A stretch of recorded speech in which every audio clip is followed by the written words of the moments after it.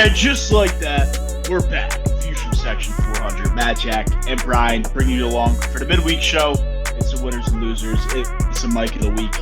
It's some NBA basketball, which we haven't talked about in a little while, but our lead correspondent, Brian, will be all over it. And obviously, it's the heat of college basketball season.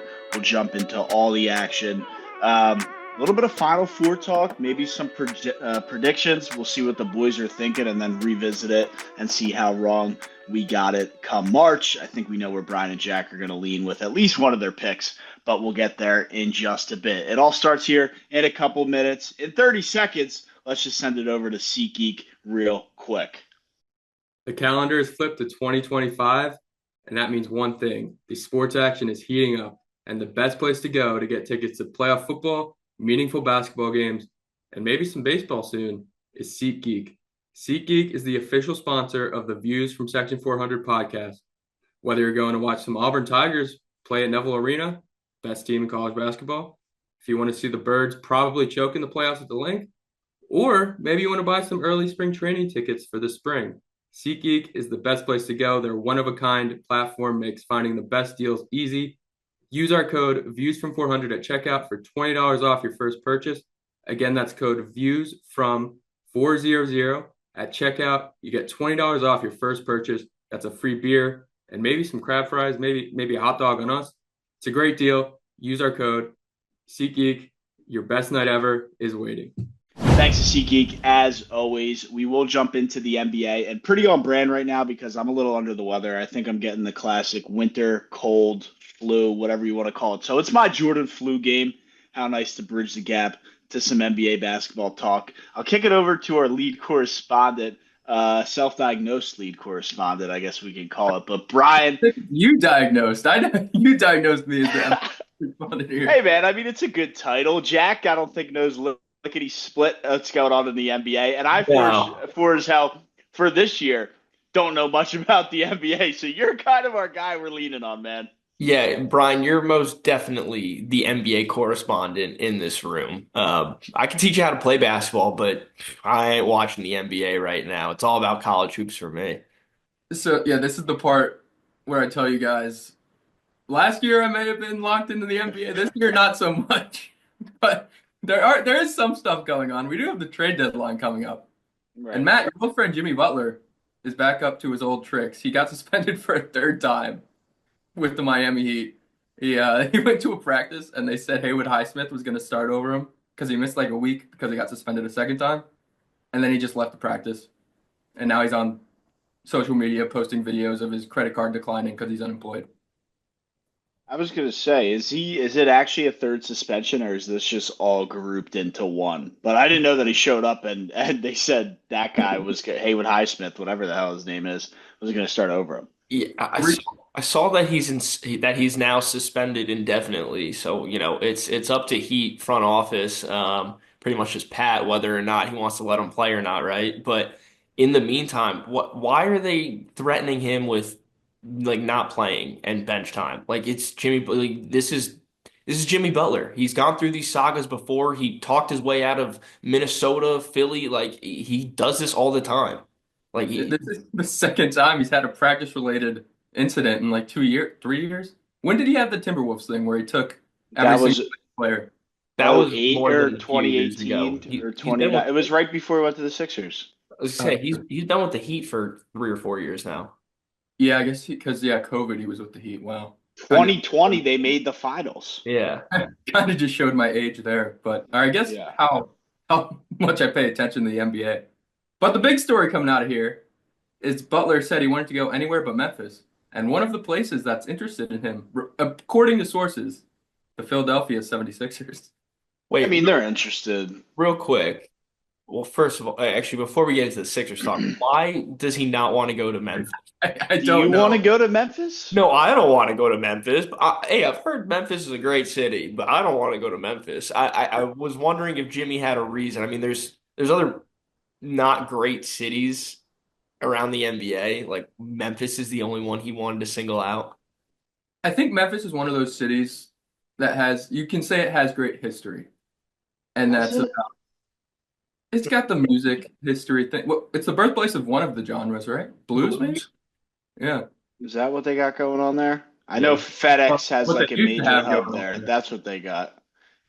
I know FedEx is like, is their headquarters there? They have a huge hub there. That's why I think they call it the FedEx Arena. That's That's the only our thing I can think of when I that's our talk freight about. guy right there.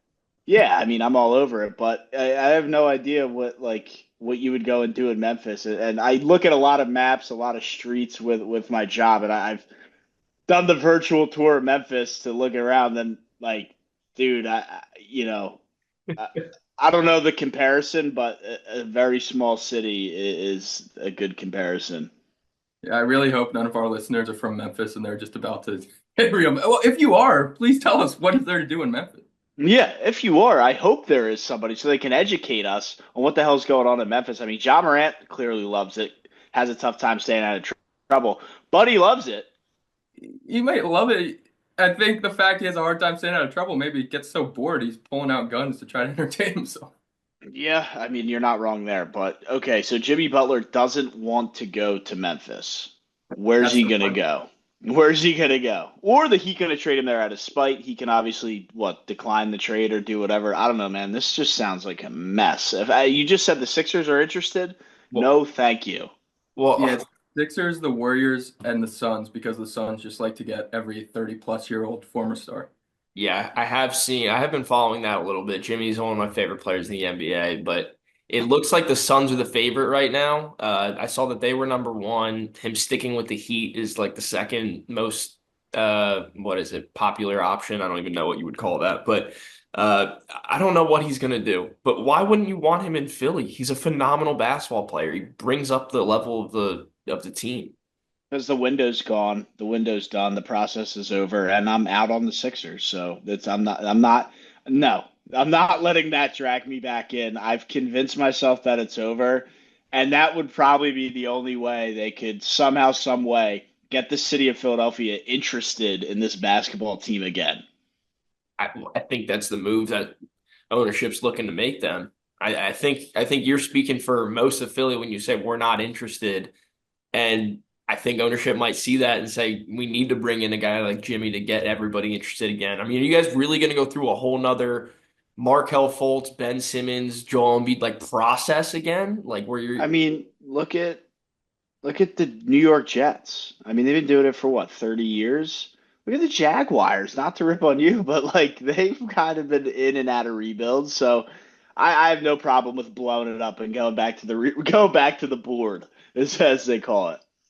Yeah, the whole issue too. Matt says the fans don't care. We just had a whole segment on the last show about, or I guess 2 shows ago, about how the owner might not care.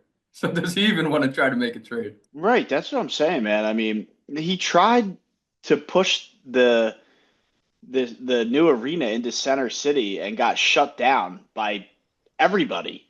So this guy isn't well liked. He doubled down and said, "Hey, how can you hate me some more? Let me go buy the Commanders, the division rival of the Eagles." So this guy's just not a good fit in the city of Philadelphia. Yeah, I saw that I don't know the validity of this, but I saw that he wouldn't let the Philadelphia 76ers social media accounts congratulate the Philadelphia Eagles on their NFC championship win. I think that's just a conspiracy theory. Is it? I Okay. think that's a conspiracy theory, and that was my loser of the week. So you guys knocked that one off the board. But it wasn't necessarily Josh Harris. It was just like it's a valid conspiracy because each individual Philadelphia team, including the Philadelphia Water Dogs, who I think are like the lacrosse team, all congratulated the Eagles As you normally do for any moments, city. like seconds, minutes, an hour after the game. It took until Tuesday night when the Eagles players were actually there when they said NFC champs in the house, congrats at Eagles. And if you look at the congratulatory message, it's pretty pathetic for a team that just clinched the Super Bowl. Like it's very bare minimum. It's just a pathetic shout out. And they were kind of forced to do it because the players were there ringing the bell pregame. And it was days after the victory. So look, was Josh Harris involved? I don't know, but it sure as hell seems like there's something going on, and he didn't help himself by having this kind of like this petty Instagram post. Maybe the social media person was afraid of getting fired. Yeah, Maybe. again, it's all a conspiracy at this point. But let's not keep this on the Sixers because I'm not getting fired up about this team anymore. Where's Jimmy Butler going? I think the Warriors make a lot of sense. Team him up with Steph Curry. They're in a window where they have to win with Steph. Go get a piece who can do it. Or maybe they don't want to, blow up whatever culture they have there. But I think Warriors make more sense.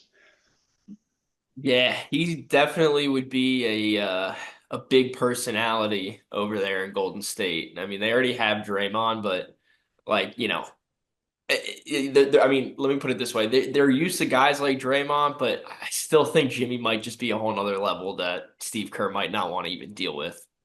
If Jordan Poole got into it, I can't imagine what Jimmy Butler and Draymond, what those players Yeah, would.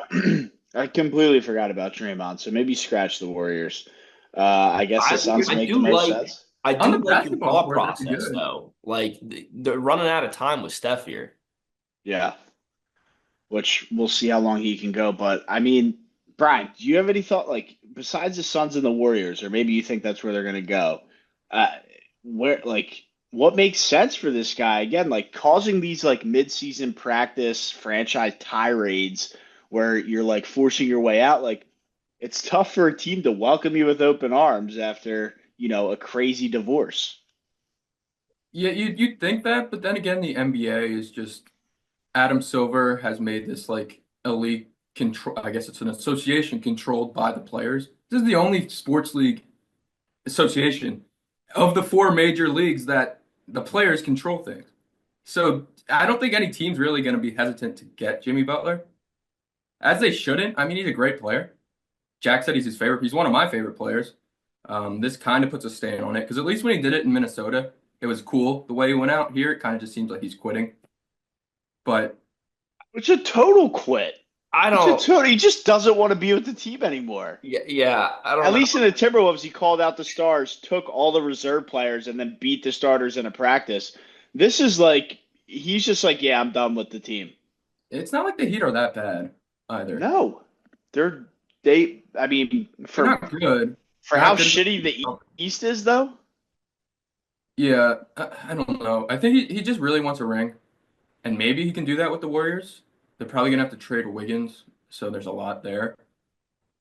Uh, I don't know where a good fit for him is. Maybe they do a swap with the Kings because De'Aaron Fox wants to leave, and they just send him to Sacramento, which is probably the only other city like Memphis that he wouldn't want to go to. But Maybe it's a total mind fuck.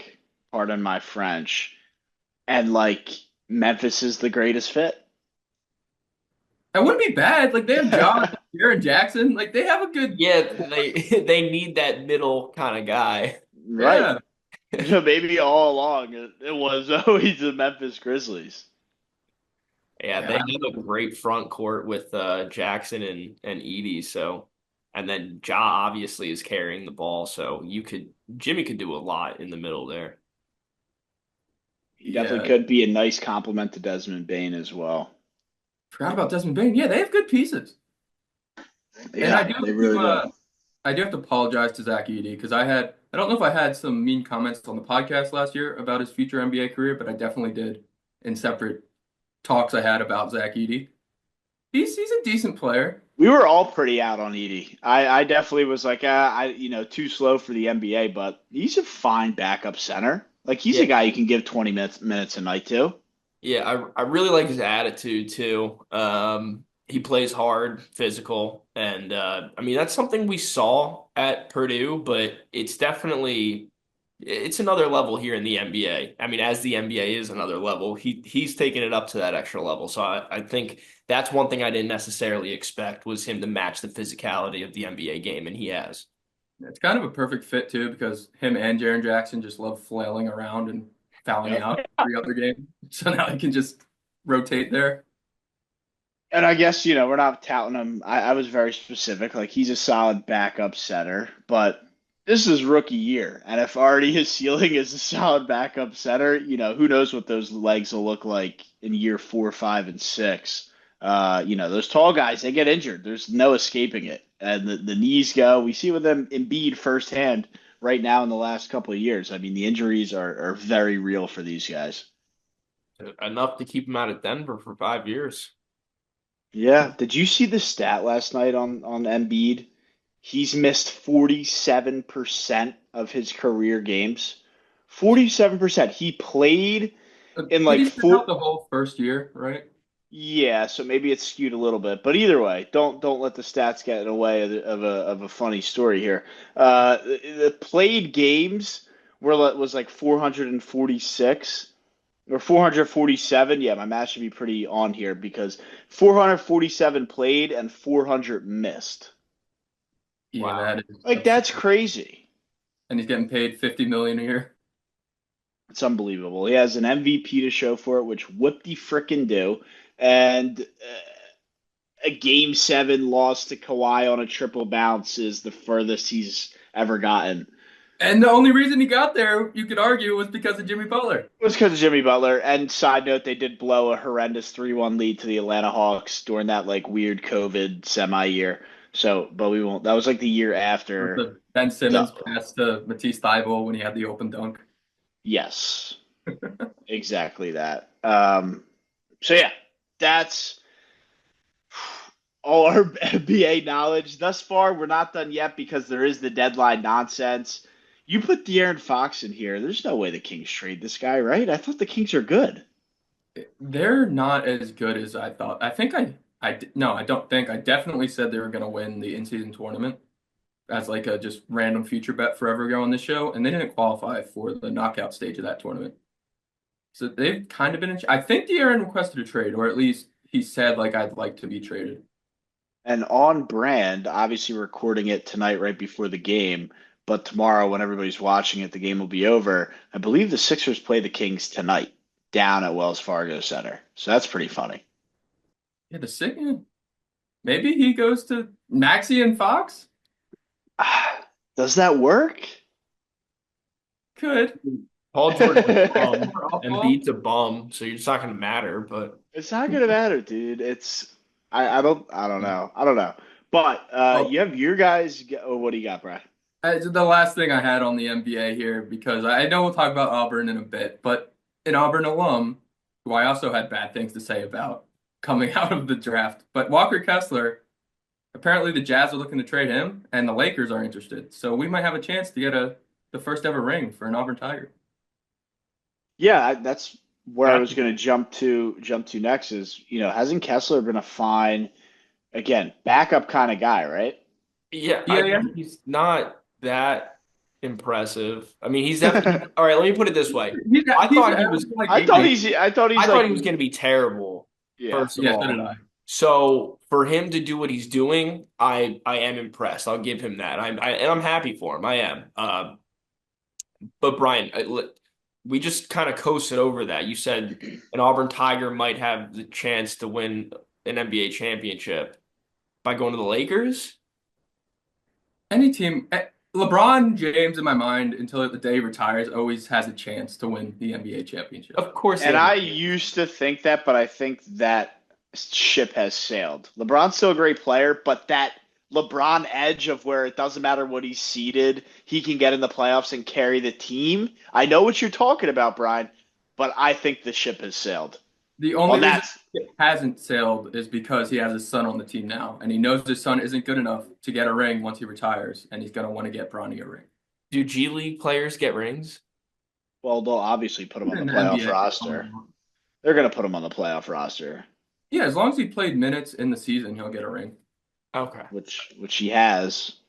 Um, And LeBron practically owns that team. yeah, He'll give him a ring. we talk about players making decisions. LeBron probably has the most control. No, he does have the most control in the National Basketball Association. But yeah, I mean, does Kessler move the needle for them? AD had what, 2 points and 4 rebounds last night? Is he the saving grace? He could help. They need Fox would be a good fit for them, but I don't think they have enough to.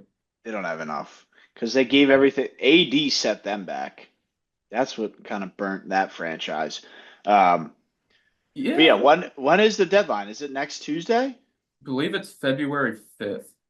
Okay, So is that Tuesday? next Wednesday. Okay, yeah. Tuesday's the fourth, Wednesday's the fifth. So yeah, probably somewhere around there.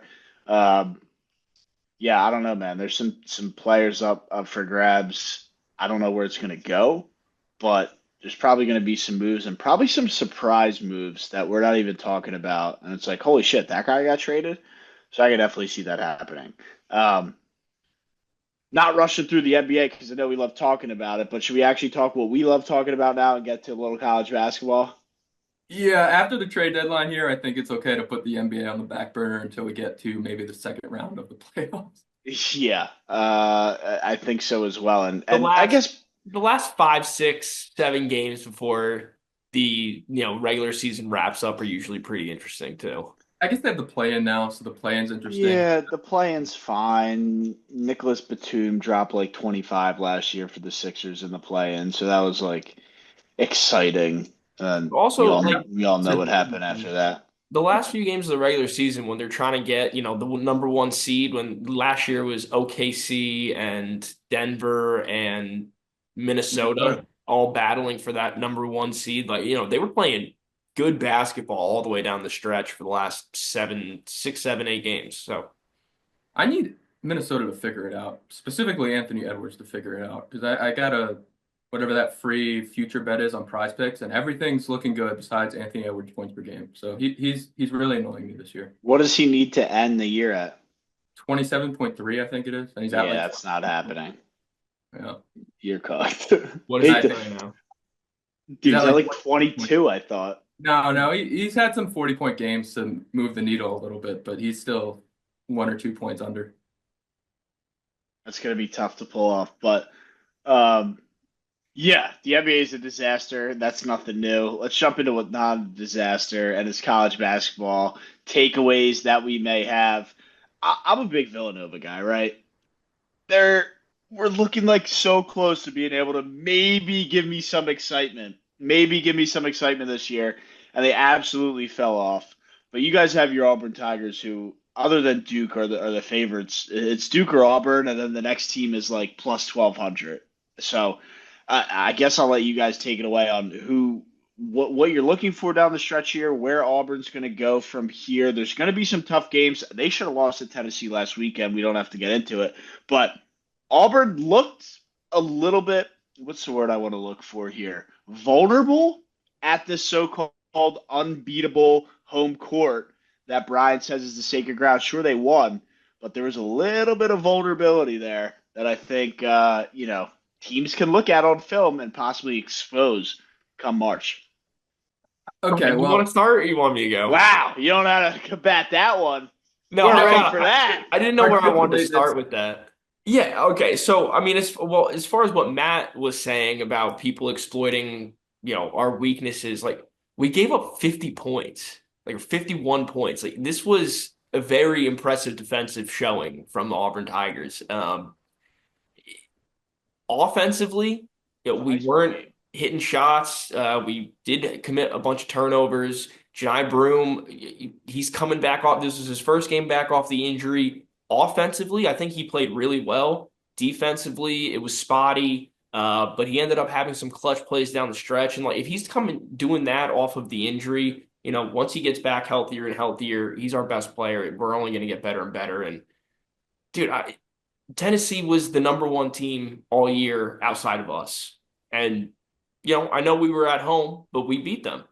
And I don't think that I was that worried about losing it. Were you, Brian? I was not. That was very close down the stretch. It was Yeah, a very close game. It was a great game, but I wasn't worried. I wasn't. The crazy part about them this year is I'm really never worried about losing until they're like really down at the end. In the Duke game, it was when that Tyrese Proctor random shot clock cheese three went in. I'm like, okay, they might actually lose this game.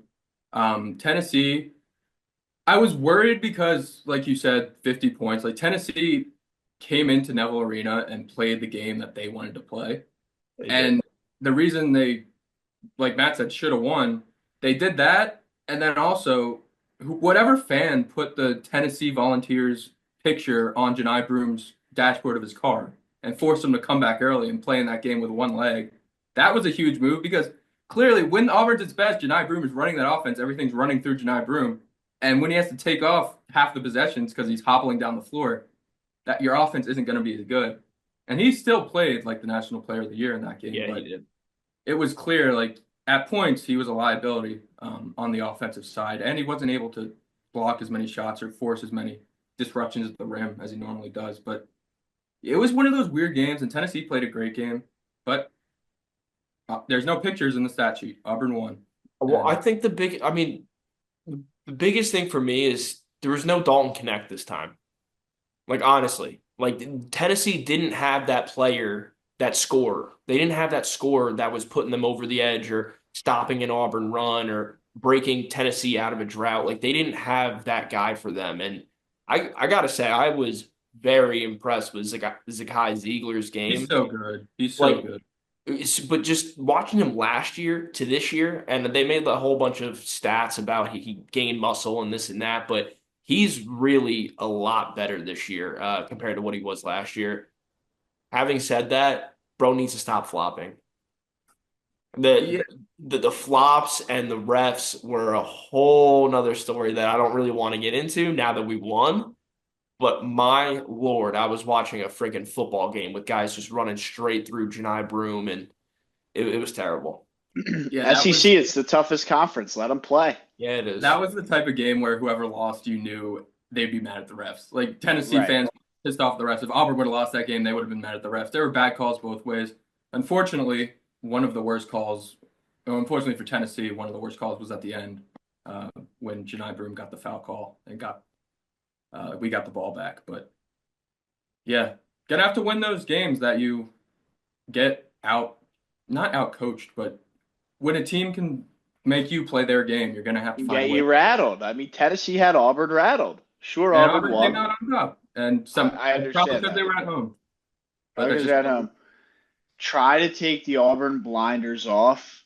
Who is the biggest threat to taking down Auburn come March? Duke. Duke and Florida. I was gonna say Duke and Iowa State. Those are Yeah, the give two. me a couple here. Let's talk about it. Let's make it interesting. Well, I mean, we haven't really talked about our Final Four predictions or anything like that, who we think the best team. But in my opinion, Auburn, Duke, and Iowa State are the three best teams I've seen so far. I know Iowa State just had a hiccup. Or did they end up winning that OT game the other night? They I know lost. that guy They hit lost a their- Caleb ridiculous Love three. went crazy. Yeah, Yeah. so I know Iowa State had a hiccup, but they're a phenomenal basketball team, and they're actually able to score this year, unlike last year. Duke is phenomenal. They're the only team that have beat us so far. I know that was at Cameron Indoor, but they played a hell of a game, and I mean, and then there's other good teams that can light up the floor, like in Alabama or Kentucky, but for them to do it consistently and go all the way and win a tournament, I don't see it. Yeah, to beat Auburn, you need to be really deep, and you need to have. I like that you brought up Dalton Connect because you need that kind of scorer, especially this year. Florida has that in Walter Clayton. Iowa State has that in Curtis Jones, who was a sixth man at the start of the year, and now he's averaging like 30 points a game lately. Yeah. And then Cooper Flag at Duke, and those three teams all do scare me. Hopefully, none of them. If Auburn can take care of business in the SEC and grab that number one overall seed, they probably won't have to see any of those teams until the Final Four. Unless Right. somehow, some way we get Colgate in there, that's just gonna rock my socks week one. Colgate is a very dangerous team this year. I think Auburn's going to be safe and they're going to get a one. I'm not going to say a sure gone lock, but like they're pretty much like 100% locked to get a one seed. Yeah, Do you agree with me, Brian?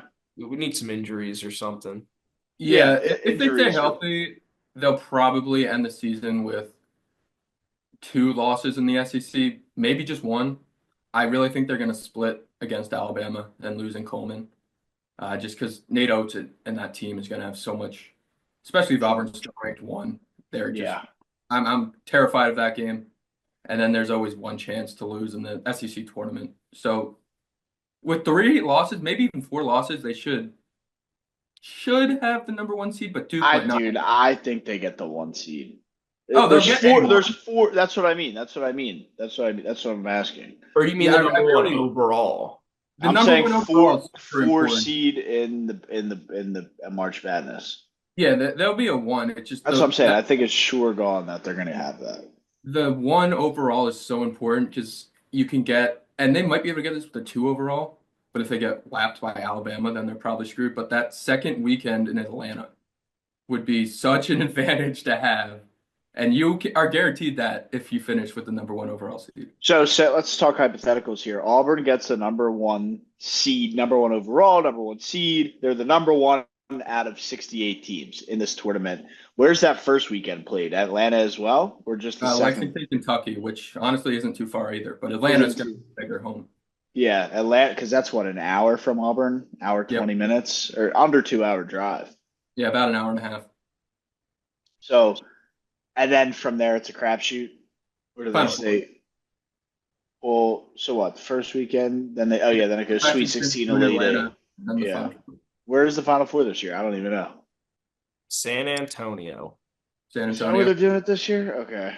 Maybe the women's in New Orleans. I ain't got I don't no know. interest in going to San Antone. Not after with Chuck, Mr. Yeah, Barkley. that may be some bad juju, Chuck. People do not like Charles Barkley down Could there. you imagine Auburn down there in San Antone? Charles Barkley's trying to walk around. He'd be on the pregame show. Yeah. He's going to be all over that. Oh man, this is destiny now. Is it? That might be some bad juju for y'all. Nope, that's our gimmick. There Yeah, you go. You need it. What is Auburn's gimmick this year? Oh They god. have to call God, yeah. All And right. we have the plane fight. So that was cool too. Oh, the plane fight. Yeah, dude. 100%. That's your guy's like incident. That's Ty Howard might get dismissed from the team if he keeps up doing Ty this. Howard. Yeah.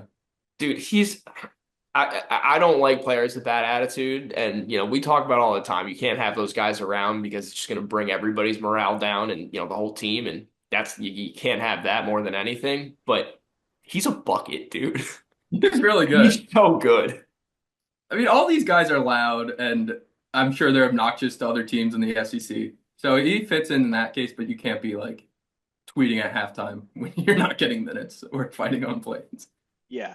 You just absolutely cannot do that. But I think the bottom line is obviously Auburn's very good. I think, like, as much as it pains me to say, like, they're probably going to be the number one overall seed. And with Duke being a close second, even though they lost to Duke, they still feel like the better team, the deeper team, as you said, Brian. So I know we still have some weeks to go here. It's a tough conference. Road games do exist, but Auburn obviously look very strong and well positioned going into March. But I do just real quick before we get into our Final Four. Way too early. Is it way too early for Final Four predictions? I don't know. Let us know in the comments below. But before we get into it, did anybody see the college version of the Malice at the Palace last night? Yep. In the St. Louis VCU game with Tom McCarthy on the call? I mean, dude, it was literally Malice at the Palace 2.0. There was a massive fight that broke out in the stands. The only thing you didn't have is the players weren't involved, but there was just like a full-blown brawl. They had to stop the game. Full-blown brawl in the stands. Brian, you said you saw it? Yeah, I saw it, and I saw it on Twitter. I didn't see the end of the game, but I'm really high, or at least I was really high on this St. Louis team coming out just because of Robbie Avila and Isaiah Swope and the Indiana State coach coming in. So I was really hoping when I saw the headline there was a fight, a brawl, that Robbie Avila would be involved and you'd see him with the sports goggles throwing punches and everything. But yeah, who knew the A10? The A10 is getting contentious. The A10 would have some fire, dude. Love to see it. I mean, I don't even did they release on what the fight was about? I mean, I know it was like VCU fans versus St. Louis fans. So How many people are we talking in this brawl? It was like a section brawl. Yeah, it was a big dude. Look it up on X or Twitter. They the entire section 400 in there brawling. I'll tell you this much: they had to stop the game on the court to maintain and manage the brawl in the stands. So it was big enough to where they had to stop the game. KD Johnson transfers to the A10, and then everyone just wants to fight everyone. Yeah, and the nice cherry on top was Tom McCarthy trying to, he doesn't have to I don't even know what I'm looking for here. He doesn't have to like discuss that uh, when he's calling a baseball game. So him trying to like work through people throwing punches in the stands He does was pretty baseball funny. and they put him on like Texans versus Titans on like a Sunday at 4. So he's not used to seeing any action. No, nothing, dude. So Jack's getting his first glimpse, dude. It's Malice at the Palace esque. Yo, this old man is bloody. Blood, dude, it was unbelievable. It was probably the most bizarre thing we've seen in college basketball in a little while. But yeah, I didn't want to take too much time on that, but I did think it was noteworthy that a major brawl broke out in a heated conference battle. It was almost my Michael, so I'm glad it wasn't my Michael because I just never Yeah, expected St. Louis and Richmond and St. Louis, like two of the, I guess you could call them more like sophisticated cities, and they just went at each other. yeah. Well, St. Louis, I think, is a little rough. Yeah, I think they're both a little 50-50 there. Yeah, Yeah, maybe that's another historically that's turned not so much. I yeah. think they're both in that realm. I think they definitely are. But we could kind of wrap up college basketball here, obviously, unless you guys have anything else. But we'll kind of wrap it up with some predictions. I don't know how you want to do it. I can just go through my four. You guys can just show. We can go 1-1-1-1 all the way till we get to 12 teams that we would have. I'm sure there will be some duplicates, but how you think you want to do this, Brian? Yeah, we could just go through it. I mean, are we all? I think we're all gonna have two. Is everyone picking Auburn and Duke in their Final Four? Yes. Yeah. Yes. Okay. And at least for me, for Duke, Cooper Flag. I mean, that guy's unbelievable. Probably good enough to carry them. And then Auburn's Auburn. We just spent 10 minutes on them. They're going to probably have the number one seed. Yeah, it's Cooper Flag. They have the number one ranked defense according to Ken Palm, and they have a center that's 7 foot that can do enough, get rebounds and protect the rim. And he's probably going to play with JT Thor for South Sudan in the next Olympics. That'd be pretty cool. Um, I'll get into one where I don't think you guys have it in here, but Michigan State's been unbelievable this year. Tom Izzo has that team playing at a high level, which sometimes we don't always see this time of the year. We have to wait till March, and we know what Tom can do in March. So I had Michigan State get into the Final Four, and strictly my reasoning being because Tom Izzo knows how to coach in March. Yeah, he had that streak of every single athlete that stayed until they were a senior made a Final Four, and that went on for like 15 years, and it ended the year they lost to can't think of the guy's name or the team actually now. But I took them to go to the Final Four, and they lost in MSG to whatever that little guard. Maybe it was Uh, Kansas. yeah, Kansas State. Yeah, Yeah, Was that but yeah, when yeah, it Michigan was State was definitely. touting like a really high seed? They had that Valentine guy No, no, I no. think it was after that. after Yeah, that. this Okay. was only a couple years ago. They still Oh, had oh, Michigan okay. State still had Okay. Tyson Walker, but I can't believe I'm forgetting Kansas State's guard's name because he had a crazy tournament. But the streak ended that year, so he's due to make it back to a Final Four. So I don't hate that at all. Yeah. My other one was Houston just because LJ Cryer is good enough to carry. We saw that crazy game Saturday night as well. We can always talk about that, but LJ Cryer, I think Emmanuel Sharp is a pretty unbelievable complement player to Cryer. Are they the two best guards in college basketball? Maybe they're definitely up there. Um, and then Juwan Roberts, an absolute beast. And he's obviously the big man in the middle there. And what's it? Kelvin Sampson is his Yep. name as the head coach. I mean, he's a great head coach as well. So they have the pieces. They have, I think, the experience to get it done and at least make a Final Four. So Houston, Duke, Michigan State, and Auburn are my strong Final Four picks. I don't know if you guys have something close to that, way off from that. I feel like I'm probably the only one who has Michigan State. Yeah, Yeah. I'm not gonna have Michigan State in my Final Four right now. Auburn, Duke, as we said, as I said earlier, Iowa State is another team that's really impressed me. I fully believe that they'll be there in the end. I do like Houston. They have been there for a while, very well coached team. But I think I'm going to leave that fourth slot reserved for the Cinderella team that you don't really expect to make it there. I don't really want to pencil that in for anybody just yet, but if you're going to make me pick someone, Gotta You're pick gonna make me somebody. pick someone. Let's go with Arizona. Okay. I don't hate Arizona at all. Caleb Love, if he is the Caleb Love that can shoot, then I mean, that's why he's. I think he's a phenomenal basketball player. apparently there's a smoke alarm in my building and everyone's waiting outside, but I think I'm just gonna let it ride. I mean, we're recording a podcast and Auburn basketball's on. Are we really gonna leave right now? Yeah, if I die, I die. The window's open, so I could always jump out. I think you'll be good, man. Um, yeah, no, I'm taking Auburn. I'm taking Duke. I like the Michigan State pick. I kind of am not. I'm not going to change out what I have. I'm going to stick with my four. Before I give them out, it was Marquise Noel was the Kansas State guard. He had 20 points and 19 assists in that. Yes. The assists were crazy. I remember that very well.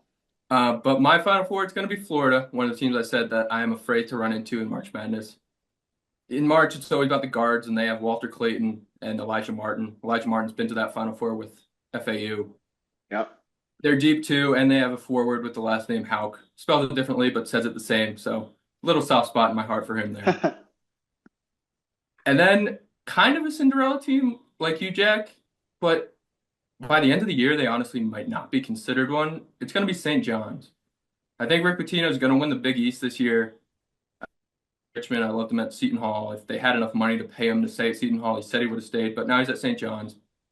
Davion Smith, RJ Lewis, three very good guards that can take you through March. And if they can beat Marquette next week, I believe it is February 4th, they'll take sole possession of the Big East. If they win the Big East, they'll get a good seed, and I really like the Johnnies to make a Final Four.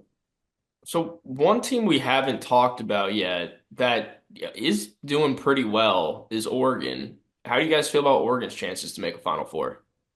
I almost had them, and I'll let you go in here a second, Brad. Won't take too much thunder, but just on this segment, I almost had them as my final four. I looked at a couple of the recent games, and I wish I jotted it down, but they had some tight recent games where I just didn't love the way they were matching up. I forget the team names, but yeah, there was just some teams in there where it just was too close for me. But I know they're a good team. I don't know if they have the stuff for Final Four. Yeah, Jackson Selstad is really good, and apparently there is a fire. Selstad is really good. He's the type of guard that could, you know, take a team deep in the March. Dana Altman's a great coach. I just don't think they're deep enough. Yeah, definitely not deep enough. And the depth is what you need, or a huge part of March Madness is, being able to have those guys off the bench. You're playing a lot of games, not a crazy amount of games, but back-to-back days with the day off. Like it's a grind. It's a mental grind. The travel, the back and forth from campus to arenas, cities. I just don't. Oregon doesn't strike me as a team that'll be able to do it, but we'll see. I could see it. I could see it, but I don't know. Yeah, I mean, I thought about them and teetered on potentially putting them in, even as one of my sleeper Final Four teams. And at least on my notes here, which accidentally ended up being everybody's notes, I put a sleeper section in, and a real sleeper team I think is St. Mary's, that can sneak into the Final Four this year. They're a lot better than they've been in years past. They're taking teams down left, right, and center. We'll see what they do against Gonzaga. But yeah, I like St. Mary's and all the international guys they have this year. Yeah, it turns out I did a sleeper too, which I remembered. And I put a couple teams here. And this shows how much my brain has been mush lately. I have Oregon as a sleeper team for the There you Final go. Four. True or false? It is impossible to talk about St. Mary's basketball without bringing up Gonzaga. Yeah, I mean that's their No, only that's competition. Matthew Dellavedova. Okay, fine. I'll give you that. I like Delhi. I give you that. But I just So feel like every time I think about St. Mary's basketball, it's like Gonzaga is right there in the peripherals. Yeah, I think when you're talking about the team, but there are those conversations where you're just naming random old NBA players and you get to Delhi and then St. Mary's will come up. And I don't think Gonzaga's coming up in that situation. Or actually, no, because then you could be like, oh, remember when you beat Gonzaga to win the WCC? yeah, all I'm Yeah, saying is go I off, like St. Brian. Mary's. I think So you're right. St. Mary's has sole possession of the West Coast Conference right now. Yeah, they also lost their best player to UConn, and they're still doing this. Like, Yeah, they're playing very well. So, and then I put Nova in there just to have some fun, but we all know I'm delusional, and that's just not happening. as long as Eric Dixon stays healthy, they could win that tournament. Oh, Yeah, I mean they could make a run, but dude, the coach is terrible. Like the team started to gel together and had some juice, and it's just like Kyle Neptune will forever hold them back. you Forever. hate that guy. I am not a fan. I am not a fan at all. That dude, I could create a whole nother segment, 25-minute rant. Nah, man. I mean, Brian, we talked about a bracketology, and we don't have to spend too much time on this, but we talked about a bracketology. Like, are we going to see crazy upsets this year? Because as we got to like the 10, 11, 12, 13 seed, it doesn't seem as strong as it's been in years past. No, we're gonna need Ty on Grant Foster to figure it out and will Grand Canyon to a bid because I know it'll be a pocket Which, five. oh, by the way, Utah Valley is the team in that conference right now. Yeah, and that would not that And Utah Valley, but be less fun to see them in the tournament. it would. But huge game this Saturday night, I believe at Grand Canyon, as Utah Valley travels there. So that'll be a fun game if you want to watch some mid-major college basketball and you want to see some crazy shit. Utah Valley versus Grand Canyon Saturday night. I That think crowd will be rowdy too. it'll be right. Utah Valley won the first game at home, so it's going to be ballistic there. Yeah, they really have fun over there. Yeah, that's going to be a good one. But yeah, Grand Canyon and Drake, are they there? I know McNeese is probably going to win the Southland, but they are not as good as they were last year. Yeah, Drake, but they could still lose the Valley to Bradley, and Bradley would be a lot less fun to have in there too. So Is Bradley that good this year? Yeah, dude, it's mid-major. It's not what it usually is. no, yeah, because there's always like two or three teams in like those big mid majors, or like I guess you could call them power mid majors. That like if they win that tournament, you're like, oh, I can see this.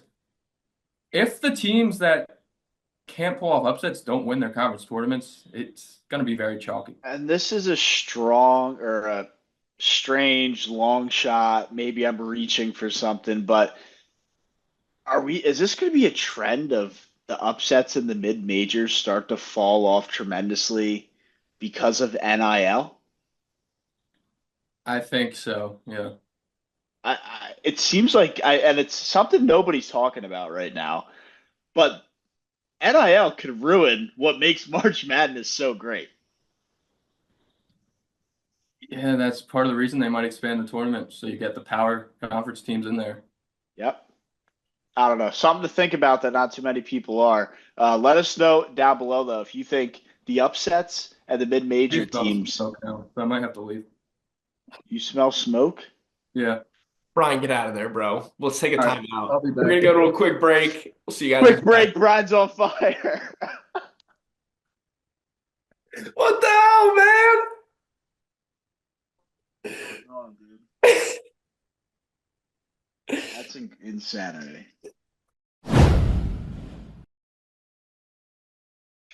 It's time for the winners and losers, the Blue Blood statement that we do weekly here. Oh, I gotta stop saying Blue Blood. Anyway, Jack, you got a winner for us this week? I know you're usually 50-50, or is it double loser, double winner? What do you got for us? Yeah, you know me. I don't like playing by the rules, so I got a new one for you. I got What a do you new got? one for you. I got a winner and a loser in one. In one. It's a big one. So obviously, you know me. I'm a big Jaguars fan. We got Liam Cohen after the whole fiasco with the Bucks.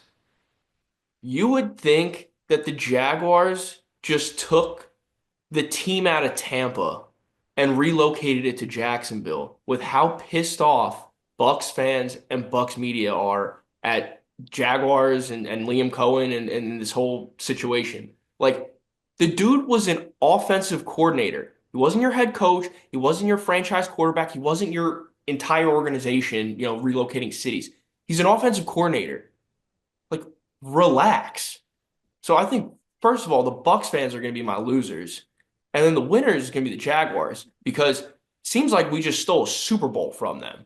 Seems like we just stole an entire team from them. So clearly we got someone good. I know he hasn't had a single, meeting in the NFL yet, we say single practice done, game done, but it seems like we got a really good guy. So I'm really excited for that just because of how poor these Bucks fans are reacting to this. And damn, I'm excited. Yeah, I know Liam Cohen's probably a great coach, and I'm sure he will be a great coach with the Jaguars, but it just it's so I understand he denied them and then was going to take the job with the Bucks, but like every NFL, every coach in the NFL, coaches in the NFL to become a head coach. Yeah. Not like you have loyalty where you're going to stay. I mean, Ben Johnson did it because he thought he would win a Super Bowl with the Lions, and then that didn't work, so now he moved on. But like, it's not like Liam Cohen's sitting there like, oh, I think the Bucks can win the Super Bowl next year. He's like, no, I want a head coach job. And I don't know. Also, the Baker Mayfield disrespect, I think, is crazy because he's been good the last 2 years with two different coordinators. And I think everyone's like, oh, they make Baker Mayfield good, so they have to be a good head coach.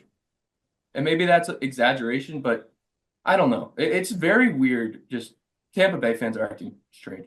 Well, I want to say two things to that. One, like you're absolutely right about the Bucks. Are they going to win the Super Bowl next year? Like, I don't know, maybe. There's no guarantee. It's not like Steve Spagnuolo where he's like no turning down head coaching jobs left and right because he wants to go three-peat with the Chiefs. Like, yeah, that's a little more understandable. Like, you're absolutely right. Go get a head coaching job. That's what these guys all want. Yeah, Not gonna you're a young happen. guy. Like, And then the other thing I wanted to say was, one of the main things that people are hyping up Liam Cohen about is Baker Mayfield and how well he's been playing.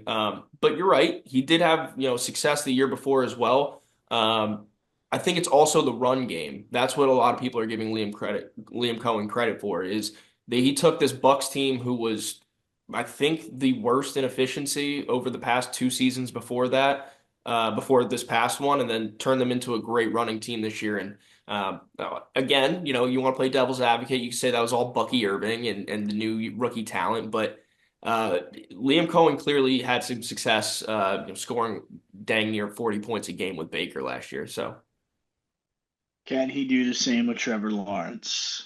it's $1 million question, or that's the $50 million question. Yeah, that's a big one right there. But yeah, I mean, the guy seemed a little quirky at first, and they released another video, and he seems like just a chill dude. And he's so like, we'll see what happens, man. It's Jacksonville, dog. You don't know what the hell you're gonna get down there, but it hasn't been pretty. I think that's he's got fair to to work on his say, Duval. He's definitely got to work on his Duval. which I think he will. Look, that one video that has been circulating like crazy that everybody and their mom is sending me because I'm the only Jaguars fan they know. Look, it was one Duval. It was at like the presser after he already like whenever we get a new player, fans around the league probably don't know this, but whenever the Jags get a new player, a new coach, somebody new to the organization that's big time, they always are at like the practice field or in the city giving their first Duval, right? And he gave us one of those, and it was phenomenal. And then he gets to this interview, or not interview, the presser, and he goes, Duval. And I thought it was hilarious. I loved it. But everybody else apparently thinks he's a dork for it or whatever. Yeah, I didn't hate it. I thought it was like a little just like cringy. I didn't know that, like first time doing it. The But the whatever. I mean, look, if he can win football games, nobody's gonna give a shit. Amen. yeah, the cringy head coach press conferences are just ingrained in fans' minds because of the Jonathan Gannon shots, pew pew pew pew pew, and the Adam Gase crazy eyes. So you Yeah, just got to. I had Nick Sirianni talking about flowers sprouting, and then next year shaving his head. So and now he's on to his second Super Bowl in the last 3 years. So we don't have to worry about the preseason, almost like pre-preseason press conferences. Thank I'm you. happy you have a coach. I'm happy you have a coach, man. But Thank you, that's not Brian. going to stop me from shitting on the Jaguars when we do over unders on wins and losses here in a couple of months. Um, I wonder how we did this year. But Brian, why don't you give us a winner of the week? Yeah, I'll give an honorary winner to the District of Columbia Fire Department for responding. Every single firefighter seems to be around my apartment complex right now. So shout out to them. My other winner of the week is going to be David Stearns. Partly because I want to shamelessly plug my blog. I just blogged on our section views from There's section400.com. no way this guy won the week, but go ahead. He signed, listen, the Reen Stanek signing, he's a fine pitcher. He's a good playoff pitcher that kind of takes off during the regular season, which is fine if the Mets want to be like a perennial playoff team. You just have a good playoff bullpen pitcher. What it kind of signifies now is one, players that were good Mets that want to be Mets, the front office is going to make it a priority to bring them back. They did it with Manaea, they did it with Winker, and now they're doing it with Reen. And allegedly, they gave him that short deal because they loved him as a Met and he wanted to come back instead of giving a multi-year deal to another reliever so they could free up money to sign Pete Alonso, who also wants to come back and be a Met. So the organization's making that a priority, which is something the Wilpons never did. And if they're great Mets and they want to be Mets, keep them Mets. And I love that David Stearns, a lifelong Mets fan, is doing that. I totally agree. I mean, that's one thing that I was saying is missing from, college sports now with NIL, NBA with the trades left and right. I mean, it's the loyalty, staying with the team, becoming a hometown hero kind of thing. I love that. I mean, Pete, think about how many Mets fans have grown up watching Pete, just being that guy for them. You got to keep a guy like that in the building. Yeah, he's one of the longest tenured guys on the team. Honestly, if Jeff McNeil, he's still rostered, but if they trade him or anything, I think Pete's will be the longest tenured Met if they re-sign him. So Pete's situation though, he's a free agent, no? Yeah, so Does that count towards your tenure? yeah, because he would have never left. So Yeah. it's just consecutive years. Okay. Makes sense. He really just butchered his whole. The Mets offered him a 7-year extension a couple of spring trainings ago, and the AAV was like a little over 20 mil a year, and now he's looking at like the same contract for 2 or 3 years from either the Mets or the Blue Jays, or if the Angels want to pay him. So a 3-year deal for like 60 mil? It's gonna end up like 370 mil with an opt out, and I think he's just gonna come back to the Mets and tell Scott Boras to fuck off.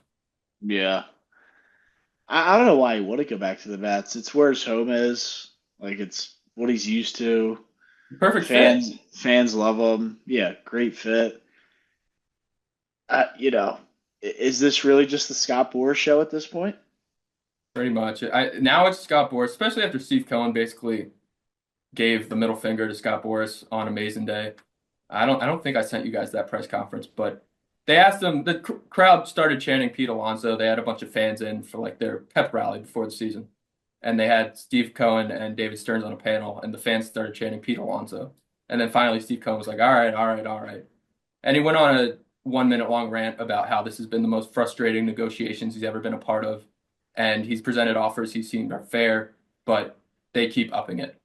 So he basically told Scott Boras, like, listen, here's your offer. If you want it, come back. If not, fuck you.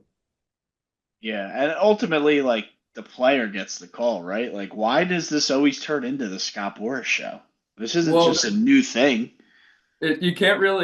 You never get the player directly talking to the management. And Steve Cohen kind of said, all right, I'm going to break the rules here, but not really break the rules and talk to Pete through this fan fest thing without having to go through Scott Boras. Right. Yeah, because I mean, this has just been a nightmare. Not a nightmare, but it's just like annoying. It should have been something that either he signed an extension or he got done right in the beginning of the offseason because Yeah, like this should have been done in this like first week of December. It's the same thing with the Astros. Like he's probably going to end up with the Astros, but Scott Boras is making him test the market that's not there. Yeah, that's really not there. And I think we saw our guy Nick kind of even tweeted out about like Altuve taking a lot of reps out there in left field, which is only hinting further at Bregman coming back to play third base. Yeah, for Nick's sanity, I really hope Bregman ends up with either the Astros or the Red Sox. Yeah, and that just now further fuels that it was a Boris plant of him saying, Bohm's on the trade block and Bregman's going to the Phillies. Like he had to plant that story because everybody in the Phillies organization was like, I don't know where you're getting that from. Like Bohm is not being traded. Yeah, he just has the ear of John Heyman, and whatever he tells him, he'll tweet or write about. Right. Yeah. I think there's a lot of truth to that. But baseball season's ramping up, right? I know you're excited. I'm excited. And we're just a couple. I think the Phillies truck day is next week. And then Yeah, obviously pitchers and pitcher. catchers are a couple weeks away. Yeah. So we're getting very close. Before I get my winner, do we have like an international start this year where remember last year they did the Yep. Pod Dodger where what do we got? I think it's Cubs and Dodgers in Tokyo. Okay. Gotcha. So Yeah, I remember waking up at like 5:30 a.m. for opening day. All right, I'm gonna need a pitch clock on this winner right here. Gotcha, boss. It's nothing crazy. Maybe could even fit for a could even fit for a Michael of the week, but just the Denver Broncos winning the week as they will be donating 15,000 brand new football helmets to all the high schools in the state of Colorado. So basically, every state of or every high school program in Colorado that has a football program will be getting brand new state of the art. I think they're called Riddle Axiom football helmets. So brand new, they'll be getting them all. Nice gesture by the Broncos. I know it's probably not huge money, definitely a chunk of change for us, but to them, not too much, but a nice gesture. And yeah, they can get my winner of the week for sure. I did see that, and I didn't read too much into it, but I did see it costed the Broncos 12 mil for the helmets, and they're also gifting all those high school programs like this analytics package. Do you know? Did you read in anything on that? I didn't see anything, but I wouldn't be surprised if maybe, they're giving them some cool tech gear or some kind of cool, way to enhance coaching or Yeah, like and like see, you and said, that analytics. was the other thing. I was like, is it for coaching? Is it for like player safety, like with the helmets or something, like some tech like that? I don't know, but I definitely am gonna look into it. But yeah, dude, shout out to Denver Broncos, man. I mean, it's all about the kids and progressing the game, right? I mean, the Broncos are gonna want some of those kids in Denver to play for, the Broncos one day. So you might as well put the investment in now and teach this great game to a bunch of kids that it's a great sport. We love it. So let's share it around. It's a great gesture by the Broncos. I Yeah, agree. we should definitely see more teams doing this. And this is another thing. Maybe I'll get Nick to write a blog since he wants to start writing these research blogs, but it's too long for this podcast. But there's like this whole trend, and it's a bad trend right now of people getting phased out of youth sports because they can't afford certain equipment now that equipment's getting more expensive. Right. And not seeing pro teams with the kind of budget to donate that, it's a great thing, and I wish more teams did it. Yeah, and that's a great point, Brian, because now all the kids who want to play but financially might not be able to, it just kind of there's totally relieves that burden, and you that's how you find hidden gem athletes of guys who never played now will be playing at least in the state of Colorado, and you get more out of it. So it's all for the kids. It's a nice gesture, and I know I said, oh, a lot of money for us, but 12 million bucks is 12 million bucks. I know it's a pro sports team, but that's a heavy chunk of change just to say, hey, let's get the kids well protected and some brand new equipment. But that's the winners of the week. Brian, I'll let you kick off the loser. Then Jack, I'll let you go. And then mine was the Josh Harrison, the Sixers. I already went over the social media stuff, so I don't think I need to double dip on that. But Brian, if you want to hit a loser, and Jack, you hit a loser, we can go from there. I might have the only loser. I think Jack was a Yeah, I already double. double dipped my losers Oh, too. that's right. He did the double dip in one. Brian, you are the star of the loser segment. How does it make you feel? Woo, what up, star loser? Let me, God damn it. At least I have what I think is a good one. So Trevor Bauer is on Twitter again, or Yep. X. He was getting into it with a fan. I didn't look at all the context of it, but basically saying he wishes he could be in the MLB. He, I don't know if he was drinking or if he was just really heated, but he tweeted, "There are like 20 hitters on the planet that are true competition for me. I'd steamroll the rest of them." So what that has led to is all of baseball Twitter, every single troll has been quote tweeting that putting up home runs of the worst player they could think of on their team against Trevor Bauer and just saying, I guess this guy is a top 20 hitter on the planet. I have seen Ben Revere, who had an over 1,000 OPS in his career against Trevor Bauer. I have seen Justin Smoke, Max Stassi, Justin Williams, 38-year-old Curtis Granderson, Logan Morrison, Nomar Mazara, Tyler Flowers, a kid from Europe that was 14, and Barstool Sports personality Marty Mush got a hit off of Trevor Bauer. Yeah, I retweeted one from the X account, Phillies Tailgate. He said the last five at bats for Max Kepler, and like I think three of them were home runs. There was a double in there and like a walk. So Kepler has had Bauer's number up until Bauer had to depart from the MLB. That's hilarious. Like Trevor Bauer's he's a fun personality. I mean, kind of seems like a dick sometimes, but I enjoy watching the videos and him chirping people. So I would love to see him in the MLB, but having said that, you gotta be good enough. And he's clearly not. Yeah, I think he's definitely like if he didn't have the past of the allegations and if he wasn't, like you said, kind of a dick, I think he'd be given a shot. But it's You just do? enough. Yeah, I think he's good enough to be given a minor league invite to spring training. I feel like he got like, and He was Cy Young. obviously for very different reasons, but I feel like he's sort of in like the Colin Kaepernick realm, where like he could be Yeah. good enough, but no one's gonna give him a shot. That's a good comparison. I mean, the different reasons they got Yeah, of course. involved in their leagues, but it's a good comparison. Yeah, But kind of both happened at the same time, right? Like Kaepernick was what, 32, 33. What's Bauer now? He's right around there. he's got to be like 30, maybe older because he stayed at UCLA for a while. But Yeah, he's definitely older, but I agree. Back to kind of what you said, Brian, about the minor league invite. Like, why is it? Is he like a confirmed rapist? Like, what's his deal he that won he his can't even get trial. a minor league invite? I guess won his trial is the wrong word, but he got, I forget if it was a not guilty charge or like it just got dismissed or what it was, but he Yeah, wasn't like convicted. I thought he wasn't even convicted. So that kind of makes me question more of like, why didn't this guy at least get an invite? Maybe teams just Yeah, don't it's just want that the negative connotation that comes with it. I don't know. the negative connotation, and then there's always the gray area where you never really know what happened. And then he also tried to sue all of his accusers, so I don't think owners really appreciated that.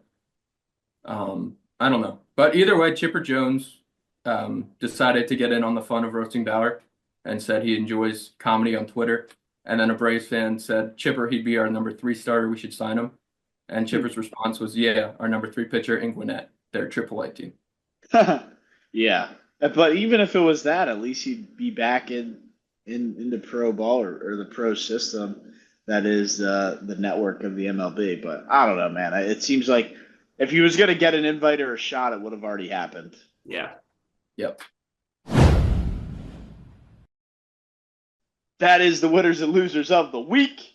We jump now. We go back to back to the hottest segments. Jack's particular favorite, the Mike of the week, the Michael of the week.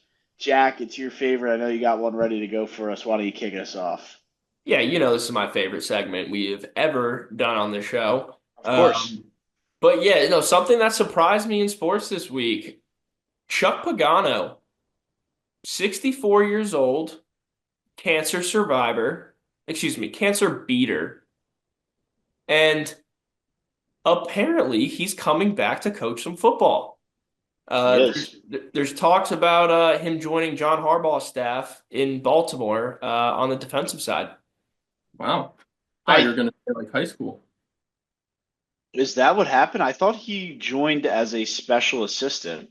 Yeah, special assistant. He's doing like DBs and secondary. I don't know if he's like actually like the DBs coach or the secondaries coach, but he's joining the Ravens on the defensive side in a coaching capacity. So 64 years old, tried to knock him out of his head coaching job of the Colts, which seems like a decade ago, probably is a decade ago, and he's coming back. Showing our age again. Yeah. First Jimmy Butler, now it's Chuck Pagano. Yeah, and he said the offer kind of came out of nowhere. And he also said he had other coaching opportunities. What those opportunities were, I don't know. But he said the Ravens check all the boxes. So maybe Super Bowl hungry, chasing a ring here. I know you're like, why wouldn't he join the Chiefs? But the Ravens are still a good team. Yeah. I mean, I don't know why. Maybe he's just a little bored. Maybe he wants to get back into coaching. I don't know the reason, but uh, I've always liked Pagano. Definitely the cancer story helps. I'm not gonna lie and say it doesn't. I'm always rooting for a guy who can survive that stuff. So I'm super happy for him, and I look forward to seeing him back in the league. Yeah, definitely agree there, and we'll see what he can do. I don't know how much of a direct impact he will have. That we'll kind of see, because he's not going to be in one of those core play calling roles or whatever you want to call it. But yeah, we'll see. I know he's a well liked guy, so should be good stuff there. And wishing him all the best because, like you said, Jack, always rooting for the cancer survivor and obviously the people who are going through it. But Brian, why don't you kick us off or not kick us off, but keep us rolling here with your Michael of the week, and we'll see what you got. Yeah, Jack's was kind of wholesome. Mine's just kind of, well, brain rot. Jake Paul is still fighting people professionally, and I think he's going to fight his brother. They What? came out with a promotional poster, and it's them in like a Mortal Kombat type pose where they have their foreheads up close to each other. And apparently, they're going to fight on HBO Max on March 27th. I like it. I think it'll do numbers. Say it with me, everybody. I don't care. Yeah, I mean, definitely don't care, but I think it's they're the masters of promoting, the masters of advertising. They know how. Again, like Jack said, he doesn't care, but like people are still gonna tune in, people are still gonna pay for that shit, people are still gonna go, and it's gonna be a whole thing, and that's what they do. Yeah, and some might call them the master clickbaiters, but it's not registered as a sanctioned fight yet on any real database. So maybe it's like a tag team thing where they're going to fight two other people. He was supposed to fight McGregor, but McGregor's going through his own stuff. So I don't know. Yeah, I'm interested. They have my attention. Apparently, another announcement comes out Thursday, so the day this comes out. and I'd rather see McGregor come back to the octagon and not mess around with this boxing crap. I don't know if he's got that left in the tank, but yeah, Well, he's probably got one left in the tank. It's probably one or the other. yeah. If Um, there's one to use it on, it's probably to kick Jake Paul's ass. I'm sure he would think that at least. Yeah, maybe. I don't know. We'll see. I mean, But he did fight Floyd in a boxing match, right? That was I that think that matchup. was Logan. No, no, no, no, no, McGregor no. did. Oh, McGregor. McGregor. Yeah. Like Yeah, and it that was was like a like thing horrible when they because it were was like yeah, strict boxing rules. the So it strict was boxing rules when McGregor was yeah, in height MMA. But yeah. um, so I actually think McGregor would probably have a shot, unlike everybody else that he's faced so far. Well, I guess Tyson had a shot.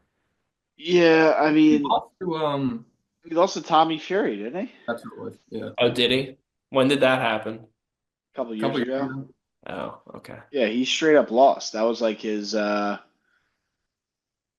most like evenly matched opponent. Is that fair to say? Was that his first one? I think that's his only loss. Yeah, that was his We're only. talking Jake Paul here, right? Yeah. Yeah, Yeah, Jake yeah, Paul. not Logan. That I his don't. first fight? Logan's is like unofficial. I think No, it his wasn't. first fight was Nate Robinson. Yeah, Oh, he fought Nate Robinson, and then everybody hyped up that Ben Atkinson guy or whatever his name was, the Yeah. like former UFC guy. Didn't realize how washed he was. He was yeah. also a wrestler. Yeah, how absolutely washed that guy was. I remember losing money on his money line, but yeah, it is what it is, and it was what it was. I mean, the Jake Paul or the Paul brothers are obviously in the entertainment business, and they're master promoters, so I don't, we hear this, all they're going to fight each other. I think we're going to probably get something even crazier a year down the line as well. Yeah, for what it's worth, that Ben, if there's any UFC fans listening, that Ben Askren dude, I'm 95% sure he's the one who lost to Jorge Masvidal within like 7 seconds of an MMA match starting. Like Probably. the bell rings, Jorge Masvidal just sprints off the cage and hits this dude in the face with a flying knee, and it was over in seconds.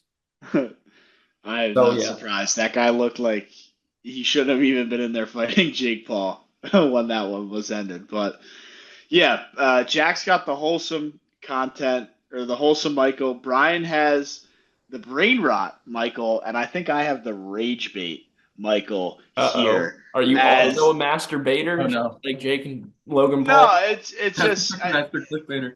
I saw an interview Masturbator? and Bill Belichick. Let's pause here, fellas. And Bill Belichick went on, and it wasn't. I don't know. I didn't know, couldn't really pick up his tone because he just has one tone, and it's just the Bill Belichick tone. So I don't know how serious he was or not, but he just kind of threw out there that the Super Bowl, why not name it the Tom Brady Trophy? Because he won 7 of them. And I was thinking about it, and I was like, and here's maybe where the rage bait comes in. I was like, that kind of makes sense. Like Tom Brady won 7 titles. Let's call it the Brady Trophy. Like it was called Vince Lombardi because he won the first 2 with the Packers. But like as human beings, we evolve, and the sport has evolved. And Brady has 7 titles, and he also went on to go about how yeah, sure, the coaches can be great, but you need great players to win these Super Bowls. And Tom Brady's got 7 of them, and why not name it the Tom Brady Bowl? I thought, most people would be like, this guy's nuts. Like, no, like the Lombardi Trophy is a Lombardi Trophy, but I kind of agree with the guy. My I Brian, you go. I agree with the idea, but rename the Super Bowl MVP award the Tom Brady Super Bowl MVP award. I like the Lombardi Trophy. There's I no know other it, trophy it has a named nice, after a player. yeah, It's it all has a like nice ring to it. I got you. Yeah, my initial thought was there's no way you're changing the name of the Lombardi Trophy. Right. Having said that, it's a very compelling argument. I mean, he's got more than anybody else. And as much as I've been a Brady hater over the years and a Patriots hater over the years of that dynasty, honestly, give it a few years. I think it's still a little too fresh, but maybe once he gets inducted into the Hall or a few years after that, I would be fine with this. here's another issue for you though. If you I'm wait a few, shocked you guys weren't there's a like guy coming in the at me on league. this, by the way.